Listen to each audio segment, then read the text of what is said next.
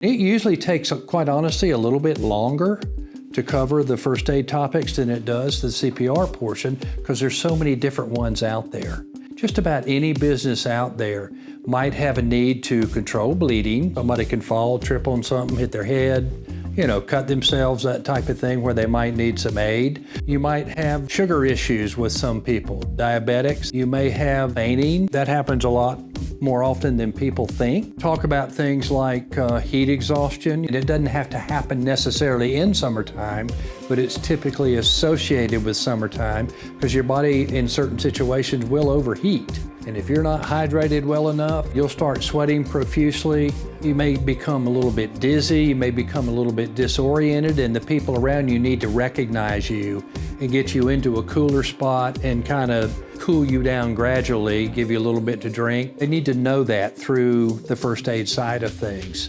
Bee stings are very common, right? And that can put some people into a situation to where they may stop breathing. They swell up and could have a problem there. Chemical manufacturing plants would need to know what happens in the case of either a chemical spill or a splash on somebody and how we deal with that. There's just so many different things from a first aid standpoint that can be covered.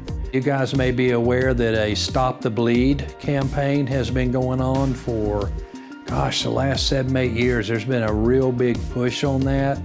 Very important.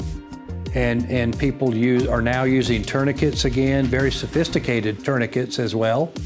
And so they need some training in that.